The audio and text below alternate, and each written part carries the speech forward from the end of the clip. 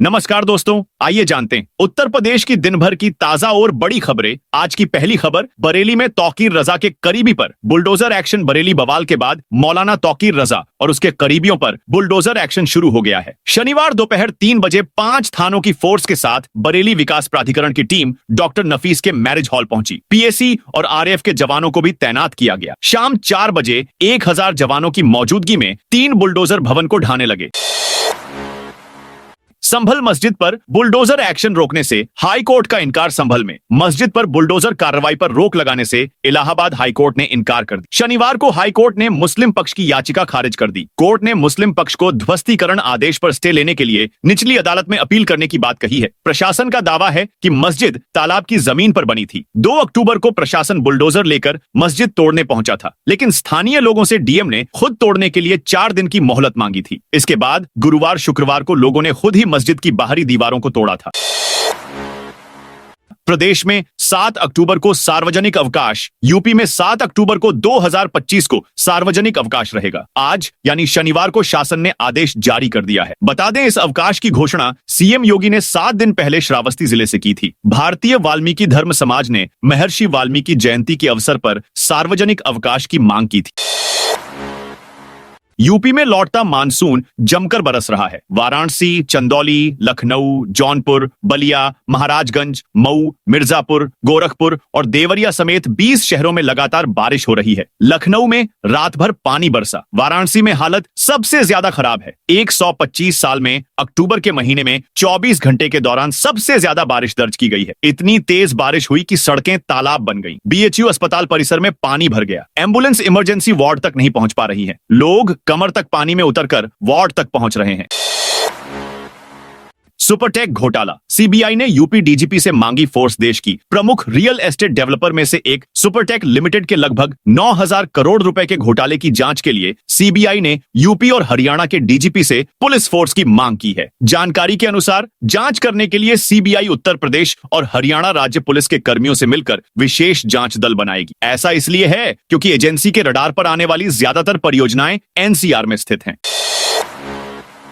सपा सांसद पुलिस को चकमा देकर बरेली पहुंचे। बरेली में बवाल के 8 दिन बाद पीड़ितों से मिलने जा रहे सपा के 14 सदस्यीय प्रतिनिधिमंडल को जाने नहीं दिया गया। हालांकि आंवला से सांसद नीरज मौर्य पुलिस को चकमा देकर सर्किट हाउस पहुंच गए। इसका पता चलते ही पुलिस वाले पहुंच गए और उन्हें हिरासत में ले लिया। उन्होंने कहा, तौकीर रजा भाजपा के एजेंट की तरह काम करते हैं। इधर दिल्ली से बरेली जा रहे सांसद हरेंद्र मलिक, इकरा हसन और मोहिबुल्लाह नदवी को गाजियाबाद बॉर्डर पर रोका गया। तीनों सांसद करीब 40 मिनट तक खड़े रहे, लेकिन बाद में पुलिस ने उन्हें लौटा दिया।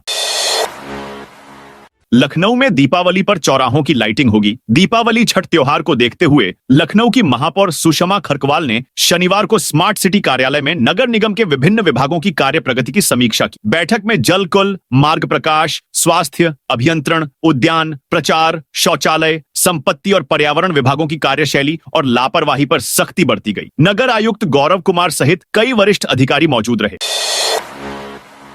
सैलानी मार्केट की 200 अवैध दुकानों पर चला बुलडोजर। यूपी के बरेली में आज बारादरी थाना क्षेत्र में स्थित सैलानी मार्केट की 200 से अधिक अवैध दुकानों पर बुलडोजर की कार्यवाही की गई है। नगर निगम की टीम ने सैलानी मार्केट में आज बुलडोजर की कार्यवाही की। 26 सितंबर को हुई हिंसा के बाद पुलिस प्रशासन लगातार तौकीर और उनके करीबियों पर शिकंजा कसने का काम कर रहा है। सैलानी मार्केट में टीन शेड डालकर अवैध अतिक्रमण किया गया था, जिसके बाद नगर निगम की टीम आज वहां पहुंची और बुलडोजर चलाकर सभी अतिक्रमण को हटाने की कार्यवाही शुरू की। बुलडोजर की कार्यवाही से दुकानदारों में हड़कंप मच गया। दुकानदारों का कहना है, हमें कोई नोटिस भी नहीं दिया गया। नगर निगम ने उखाड़े सुरेश चंद दिनेश चंद के विज्ञापन। गेट त्योहार के मौके पर बिना अनुमति के विज्ञापन करने वालों पर नगर निगम सख्त हो गया है। शनिवार को तपनघी, सुरेश चंद दिनेश चंद सहित कई शोरूम और ब्रांड के विज्ञापन गेट उखाड़ दिए। त्योहारों के मौके पर कारोबारियों ने ग्राहकों को आकर्षित करने के लिए दुकानों के सामने बड़े बड़े बोर्ड, होर्डिंग और गेट लगाकर प्रचार अभियान शुरू कर दिया है। मगर नगर निगम की अनुमति लिए बिना लगाए गए ऐसे विज्ञापन अब व्यापारियों पर भारी पड़ने लगे हैं। आगरा में खाली कराई 105 करोड़ की 5,500 मीटर जमीन। आगरा में आवास एवं परिषद की ओर से सिकंदरा योजना के सेक्टर 13 स्थित सिकंदरा बोदला पुल के पास अतिक्रमण हटाने की कार्रवाई आज की गई। अधीक्षण अभियंता अतुल कुमार के आदेश पर अधिशासी अभियंता अनिल कुमार सिंह के नेतृत्व में प्रवर्तन दल ने यह अभियान चलाया। 5,500 वर्ग मीटर जमीन को अतिक्रमण से मुक्त कराया गया। गायत्री प्रजापति को कैदी ने टोकने पर मारा था। लखनऊ जेल में बंद पूर्व कैबिनेट मंत्री गायत्री प्रजापति पर जिस कैदी ने हमला किया वह हत्या के केस में अंदर है। 30 सितंबर की रात गायत्री प्रजापति ने उसे केवल टोक दिया था। इसी पर वह गुस्सा हो गया और उन पर कैंची से हमला कर दिया। इसी तरह टोकने पर ही उसने 3 साल पहले युवक की हत्या कर दी थी। दोस्तों के साथ मिलकर उसे धारदार हथियार से मार डाला था। उन्नाव में जुलूसे गौसे आजम पर नहीं निकला। जुलूस उन्नाव में इस बार जुलूसे गौसे आजम के अवसर पर कोई जुलूस नहीं निकाला गया। बरेली में हाल ही में बिगड़े हालात को देखते हुए शहर काजी ने शांति व्यवस्था बनाए रखने के उद्देश्य से जुलूस स्थगित करने का निर्णय लिया। इस फैसले के बाद प्रशासन और पुलिस ने पूरे शहर में सुरक्षा के कड़े इंतजाम किए हैं। शनिवार शाम को शहर के मुख्य इलाकों में पुलिस की गश्त बढ़ा दी गई।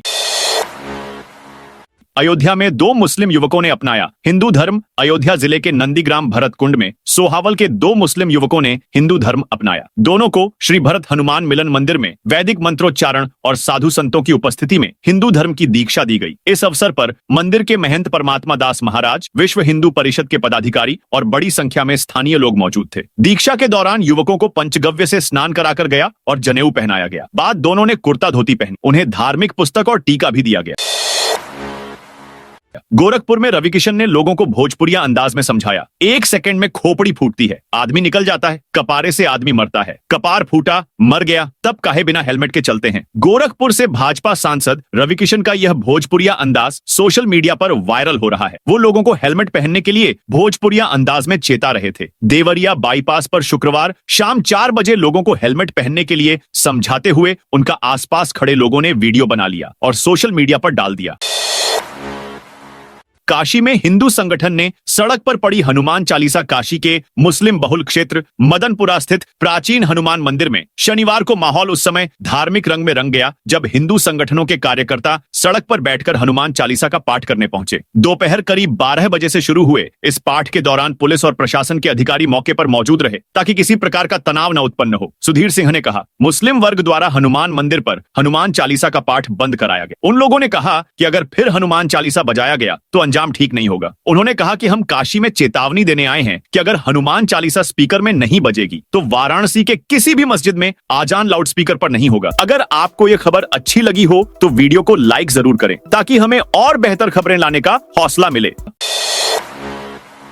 यूपी से नेपाल पटाखा तस्करी करा रहे चौकी इंचार्ज, पटाखों पर बहुत सख्ती है। नेपाल में भी डीआईजीएसपी चेंज हो गए हैं। पटाखे का लाइन गाड़ी निकालने के बदले रुपया अलग से लगेगा। दीपावली तक निकलवाएंगे, उतने में तो पूरा नेपाल पट जाएगा पटाखे से। लेकिन एक चीज ध्यान रखिए, हमारे क्षेत्र में कहीं पटाखा स्टोर मत करवाइएगा। ये कहना है खुनुआ नेपाल बॉर्डर के चौकी इंचार्ज सुधीर त्रिपाठी का। ये जनाब अपने कमरे में बैठकर तस्करी की डील कर रहे हैं। बॉर्डर से एक गाड़ी निकालने के 200 रुपए वसूलते हैं। इनके पास एक डायरी है, इसमें तस्करी करने वालों का नाम, पता और हिसाब किताब लिखते हैं।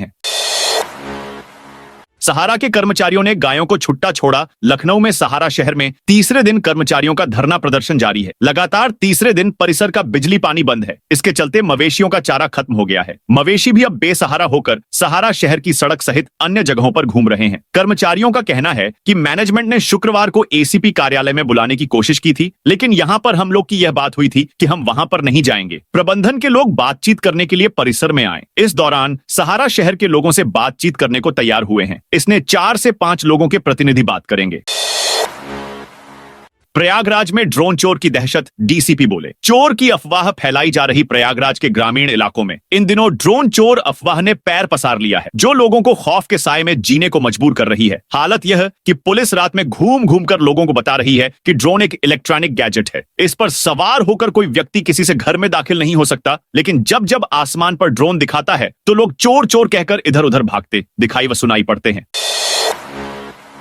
रामलीला में नीला झंडा और आंबेडकर पोस्टर लहराया। फिरोजाबाद में कुछ असामाजिक तत्वों ने रामलीला के दौरान नीला झंडा और आंबेडकर का पोस्टर लहराकर माहौल बिगाड़ने की कोशिश की। जातिगत नारे भी लगाए। अन्य लोगों ने इस पर आपत्ति जताई तो युवक उनसे उलझ गए। माहौल बिगड़ने लगा तो डीजे प्रोग्राम को कुछ देर के लिए रोकना पड़ा। हालांकि मौके पर मौजूद पुलिस ने तुरंत हालात पर काबू पा लिया। डीसी मनरेगा के खिलाफ ब्लॉक प्रमुख समेत प्रधानों ने खोला। गोंडा के झंझरी ब्लॉक में डीसी मनरेगा जनार्दन यादव को बीडीओ पद से हटाने की मांग तेज हो गई है। ब्लॉक प्रमुख प्रतिनिधि और ग्राम प्रधानों ने उन पर भ्रष्टाचार के गंभीर आरोप लगाए हैं। इस संबंध में आज झंझरी ब्लॉक में एक बैठक आयोजित कर आंदोलन की रणनीति तैयार की गई है। प्रधान संघ अध्यक्ष दिनेश शुक्ल के नेतृत्व में ग्राम प्रधानों ने प्रमुख प्रतिनिधि आशीष मिश्र को अपनी शिकायतें बताई। अलीगढ़ में 20 लाख के 25 क्विंटल पटाखे पकड़े। अलीगढ़ के टप्पल थाना क्षेत्र में कॉपी किताबों के स्टोर में अवैध रूप से रखे गए विस्फोटक और आतिशबाजी पकड़ी गई है। बुक स्टोर में पटाखे और आतिशबाजी सामग्री की सूचना पर सीओ खैर समेत टप्पल थाने की फोर्स मौके पर पहुंची और स्टोर के अंदर से 25 क्विंटल विस्फोटक सामग्री और पटाखे बरामद किए हैं। कुशीनगर से दिल्ली के लिए नई अमृत भारत एक्सप्रेस कुशीनगर और आसपास के रेल यात्रियों की सुविधा के लिए रेलवे विभाग ने दिल्ली के लिए एक नई प्रीमियम ट्रेन चलाने का निर्णय लिया है। यह ट्रेन सप्ताह में 2 दिन चलेगी और इसका संचालन थावे कप्तानगंज रूट से होगा। इस सेवा का शुभारंभ 20 अक्टूबर से होगा। वाराणसी के जनसंपर्क अधिकारी अशोक कुमार ने बताया कि गाड़ी संख्या छपरा आनंद विहार टर्मिनल छपरा अमृत भारत द्विसाप्ताहिक एक्सप्रेस का संचालन किया जाएगा। संभल में 2 अवैध आरओ प्लांट सील। संभल में सिटी मजिस्ट्रेट सुधीर कुमार के नेतृत्व में शनिवार को 2 अवैध आरओ प्लांट सील किए गए। ये प्लांट संभल कस्बे के बरेली सराय और चमन सराय क्षेत्रों में बिना किसी विभागीय अनुमति के संचालित हो रहे थे। जांच के दौरान वैध कागजात न मिलने पर दोनों प्लांटों को सील कर उनके बिजली कनेक्शन काट दिए गए। अनाथ बच्चों की जिम्मेदारी उठाएगी यूपी सरकार। जालौन में शनिवार को तहसील उरई सभागार में आयोजित संपूर्ण समाधान दिवस एक उदाहरण बना। जिलाधिकारी राजेश कुमार पांडे और पुलिस अधीक्षक डॉक्टर दुर्गेश कुमार ने फरियादियों की समस्याओं को गंभीरता से सुना। इस दौरान कुल 43 शिकायतें प्राप्त हुई, जिनमें से 16 का निस्तारण मौके पर ही कर दिया गया। गोरखपुर में रेलवे सुरक्षा और सुविधा में नई पहल हटाई जाएगी। Zero level crossing. गोरखपुर में शनिवार को जर्नलिस्ट्स प्रेस क्लब के प्रेस से मिलिए कार्यक्रम का आयोजन किया गया। इस मौके पर पूर्वोत्तर रेलवे के मुख्य जनसंपर्क अधिकारी पंकज कुमार सिंह मुख्य अतिथि रहे। कार्यक्रम में रेलवे की नई योजनाओं, सुरक्षा सुधार, इंफ्रास्ट्रक्चर और यात्रियों के लिए की जा रही तैयारियों पर विस्तार से चर्चा हुई। बलरामपुर में दुकानदार से पीली सरसों के नाम पर ठगी। बलरामपुर के महाराजगंज तराई में एक दुकानदार से पीली सरसों बेचने के नाम पर 26,000 रुपए की ठगी का मामला सामने आया है। पुलिस ने शिकायत के बाद जांच शुरू कर दी है और ठगी करने वाले युवक की पहचान के लिए सीसीटीवी फुटेज खंगाले जा रहे हैं। हरिहर नगर निवासी किराना दुकानदार श्याम बाबू गुप्ता ने बताया कि वह किराए पर दुकान चलाते हैं। शुक्रवार शाम करीब 6 बजे एक युवक बाइक पर आया। उसने थाने में 5 क्विंटल पीली सरसों रखी होने की बात कही और इसके लिए 26,000 रुपए एडवांस मांगे। बांके बिहारी के दर्शन का समय बढ़ेगा या नहीं? बांके बिहारी मंदिर में ठाकुर जी के दर्शन समय को हाई पावर कमेटी ने 2:30 बढ़ा दिया। मंदिर के सेवायत इस आदेश के विरोध में आ गए हैं। इस वक्त पुरानी समय सारणी के अनुसार ही भक्तों को दर्शन कराए जा रहे हैं। सेवायतों के आगे कमेटी के पदाधिकारियों की नहीं चली। कहा गया, जब 28 नवंबर 2022 को हाईकोर्ट ने स्टे दे दिया है तो कमेटी मंदिर के दर्शन समय को कैसे बदल सकती है? पूरे मामले में 1 अक्टूबर को खींचतान बढ़ गई, जब मंदिर के सेवाधिकारी बिट्टू गोस्वामी को एंट्री देने के बाद अन्य सेवायत शिष्यों को बाहर ही रोक दिया गया। आगरा के व्यापारी से छत्तीसगढ़ में 1 करोड़ 50 लाख की लूट। आगरा के सर्राफा कारोबारी राहुल गोयल से छत्तीसगढ़ में 1.5 करोड़ की लूट हुई। बदमाश व्यापारी को गन पॉइंट पर लेकर 86 किलो चांदी लूटकर भाग गए। साथ ही वारदात के बाद फ्लैट में लगे सीसीटीवी की डीवीआर भी ले गए। बताया जा रहा है कि बदमाश पहले से कारोबारी और जेवरों के बारे में जानते थे। कृषि विश्वविद्यालय में 735 छात्रों को दी जाएंगी डिग्रियां। आचार्य नरेंद्र देव कृषि एवं प्रौद्योगिक विश्वविद्यालय में 5 अक्टूबर को 27वां दीक्षांत समारोह आयोजित होगा। इस समारोह में कुल 735 छात्र छात्राओं को उपाधियां प्रदान की जाएंगी, जबकि 28 मेधावियों को स्वर्ण पदक से सम्मानित किया जाएगा। समारोह की पूर्व संध्या पर स्वर्ण जयंती मैदान में पूर्वाभ्यास किया गया। श्री कृष्ण बलराम शिक्षा शोभा यात्रा नगर में निकली। अखिल भारतीय तीर्थ पुरोहित महासंघ के तत्वावधान में शनिवार को मथुरा में श्री कृष्ण बलराम शिक्षा शोभा यात्रा निकाली गई। यह यात्रा 5 अक्टूबर को मथुरा से उज्जैन के लिए प्रस्थान करेगी। शोभा यात्रा भूतेश्वर स्थित श्री बाबा आश्रम से शुरू होकर डीग गेट, मंडी रामदास, चौक बाजार और स्वामी घाट होते हुए विश्राम घाट पहुंची। यहां सामूहिक यमुना पूजन किया गया। कौशाम्बी में बारिश से धान की खड़ी फसलें गिरी। कौशाम्बी में मंगलवार और बुधवार को हुई लगातार बारिश से धान की खड़ी फसलें गिर गई हैं। इससे किसानों को भारी नुकसान हुआ है। वहीं आलू, तिल और बाजरा की बुआई भी पिछड़ गई है। बारिश के कारण धान के खेतों में जलभराव हो गया है, जिससे फसलें गिर गई हैं। रेलिंग तोड़कर गंगा पुल पर लटकी बस हापुड़ के गढ़मुक्तेश्वर क्षेत्र में शनिवार की शाम को गजरौला से हापुड़ जा रही एक बस ब्रिजघाट गंगा पुल के पास बेकाबू होकर सड़क किनारे की रेलिंग तोड़ते हुए आधी पुल से बाहर लटक गई। बस में करीब 30 यात्री सवार थे, जो सभी सुरक्षित बताए जा रहे हैं। सूचना मिलने पर पुलिस मौके पर पहुंची। क्रेन की मदद से बस को हटवाया गया। एक बस हापुड़ की ओर जा रही थी। जैसे ही बस ब्रिजघाट गंगा पुल पर पहुंची तो बस का संतुलन बिगड़ने पर यात्रियों में अफरा तफरी मच गई। बस आधी बाहर की ओर पुल पर लटक गई। राहगीरों और स्थानीय लोगों ने तुरंत पुलिस को सूचना दी। गढ़ कोतवाली पुलिस टीम मौके पर पहुंची और सभी यात्रियों को सुरक्षित बस से बाहर निकाला। निस्तारित मामलों की रिपोर्ट 48 घंटे में दें। बलिया के जिलाधिकारी मंगला प्रसाद सिंह ने शनिवार शाम तहसील सदर का औचक निरीक्षण किया। इस दौरान उन्होंने परिसर की साफ सफाई, कार्यालयों की कार्य प्रणाली और जन सुविधाओं का जायजा लिया। डीएम ने संबंधित अधिकारियों को सख्त निर्देश दिए कि तहसील परिसर में स्वच्छता और व्यवस्था प्राथमिकता होनी चाहिए। त्योहारों से पहले फ्लाइट का फेयर दोगुना। गोरखपुर में दशहरा बीत चुका है और अब दिवाली की तैयारियां जोरों पर हैं। लाखों प्रवासी अपने घर लौटना चाहते हैं, लेकिन सफर का साधन चुनना इस बार बेहद मुश्किल हो गया है। रेलवे की सभी प्रमुख ट्रेनें महीनों पहले ही फुल हो चुकी हैं और फ्लाइट के किराए दोगुना से तिगुना हो गए हैं। यात्री बताते हैं कि टिकट बुकिंग विंडो खुलते ही सभी सीटें मिनटों में भर जाती हैं। गुजरात से लौट रहे अभिषेक राय कहते हैं कि नो मोर बुकिंग दिखा रहा है और ट्रेन से आना अब नामुमकिन सा हो गया है। कन्या विवाह पर 51,000 रुपए की सहायता। प्रदेश सरकार की पहल पर मत्स्य विभाग आर्थिक रूप से पिछड़े समुदायों की कन्याओं के विवाह के लिए वैवाहिक सहायता योजना चला रहा है। इस योजना के तहत केवट और उसकी उपजातियों की कन्याओं को विवाह में 51,000 रुपए की आर्थिक सहायता दी जा रही है। मत्स्य विभाग की मुख्य कार्यकारी अधिकारी सुषमा निषाद ने बताया कि योजना का उद्देश्य आर्थिक रूप से कमजोर वर्गों को सशक्त बनाना है। लाभार्थियों में केवट, मल्लाह, निषाद, बिंद, धीमर, कश्यप, मांझी, कहार, रैकवार, गोंडिया, बाथम, तुरैया सहित अन्य संबंधित जातियां शामिल हैं।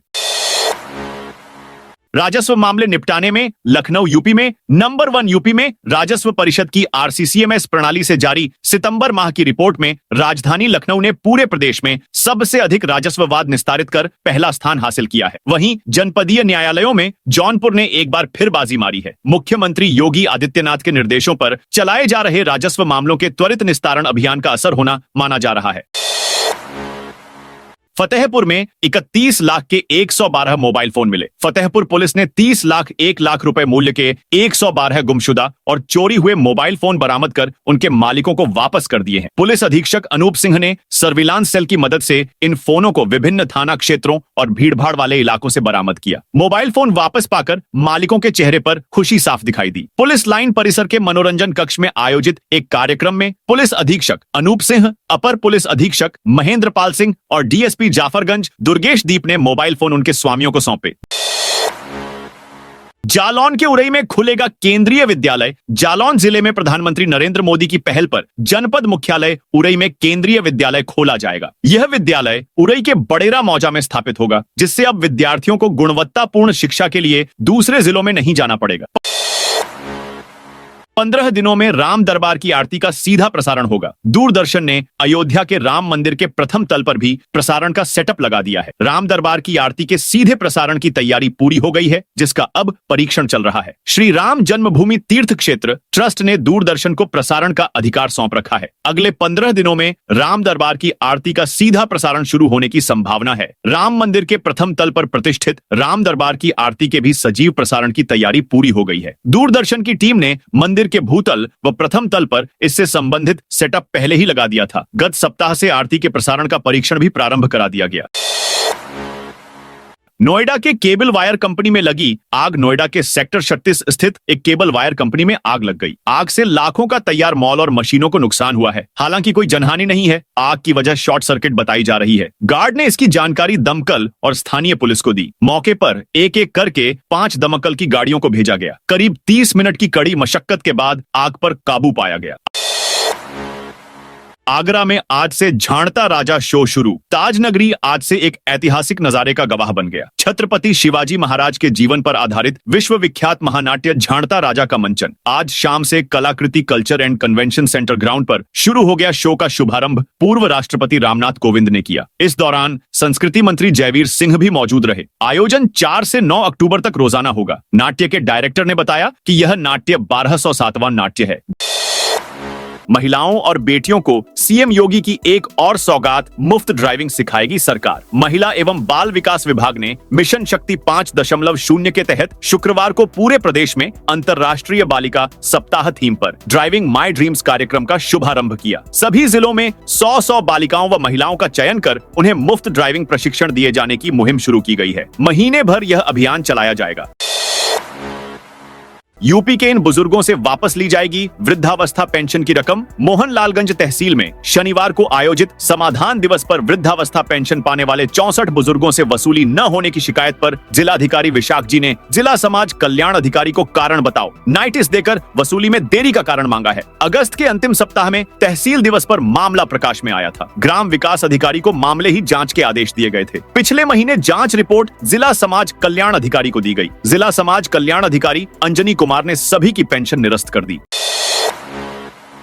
यूपी के इन लोगों ने गलत जगह बना लिया मकान। 15 दिन बाद कभी भी गरज सकता है। बुलडोजर संभल तहसील प्रशासन की ओर से नगर के मोहल्ला हातिम सराय में तालाब की भूमि पर कुछ लोगों द्वारा अवैध कब्जा कर निर्माण कर लिया गया था, जहां अब प्रशासन की ओर से अवैध कब्जे को चिन्हित कर 100 लोगों को नोटिस जारी किए गए हैं, जिसमें 15 दिन का समय देते हुए साक्ष्य देने को कहा है। नगर के मोहल्ला हातिम सराय में मोहन तालाब स्थित था, जिस पर कुछ लोगों ने अवैध रूप से कब्जा कर लिया था और उसका पटान करके निर्माण कर लिया था। इसके बाद राजस्व विभाग की ओर से इस तालाब की पैमाइश की गई तो वहां पर प्लाट और मकानों का निर्माण मिला। सपा ने तय कर लिया 2027 में टिकट देने का फार्मूला। उत्तर प्रदेश में आगामी विधानसभा चुनाव को लेकर अपने राष्ट्रीय अध्यक्ष अखिलेश यादव की अगुवाई में समाजवादी पार्टी ने जमीनी स्तर पर तैयारियां शुरू कर दी हैं। संगठन को बूथ स्तर पर मजबूत बनाने के साथ ही उम्मीदवारों के नामों पर विचार करने से पहले दावेदारों का रिपोर्ट कार्ड तैयार कराने की तैयारी है। इस बार टिकट उन्हीं नेताओं को दिया जाएगा जिनकी जनता के बीच छवि अच्छी होगी और अपने विधानसभा क्षेत्र के लोगों से लगातार संपर्क में बने हुए होंगे। यूपी में 16,500 नियमित और 60,000 संविदा कर्मियों हो सकती है छंटनी। विद्युत कर्मचारी संयुक्त संघर्ष समिति ने निजीकरण के मसले पर कर्मचारियों का पक्ष रखने के लिए नियामक आयोग से समय मांगा है। संघर्ष समिति ने दावा किया है कि अगर पूर्वांचल और दक्षिणांचल विद्युत वितरण निगमों का निजीकरण हुआ तो 16,500 नियमित और 60,000 संविदा कर्मचारियों की छंटनी होगी। संघर्ष समिति ने आयोग से निजीकरण का प्रस्ताव रद्द करने की भी मांग की है।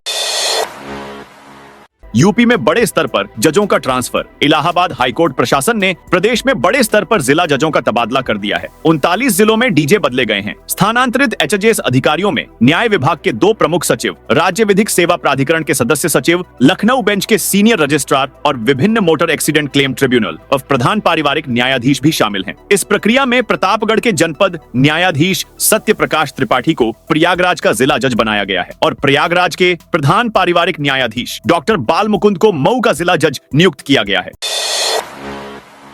बिना फास्टैग वाले वाहनों को बड़ी राहत। सड़क परिवहन और राजमार्ग मंत्रालय ने बिना फास्टैग लगे वाहनों को बड़ी राहत दी है। अब ऐसे वाहनों को यूपीआई से भुगतान करने पर टोल टैक्स का 1.25 गुना ही भुगतान करना होगा। यह व्यवस्था 15 नवंबर से मेरठ समेत देश भर के टोल प्लाजा पर लागू होगी। शुक्रवार को एनएचएआई के सीजीएम ऑपरेशन अब्दुल बासित ने बताया कि सड़क परिवहन और राजमार्ग मंत्रालय ने फास्टैग को लेकर महत्वपूर्ण अधिसूचना जारी की है। उन्होंने बताया, वर्तमान में जिन वाहनों में फास्टैग नहीं लगा है या जिनका फास्टैग अमान्य है तो उन्हें नकद में 2 गुना टोल शुल्क देना पड़ता है।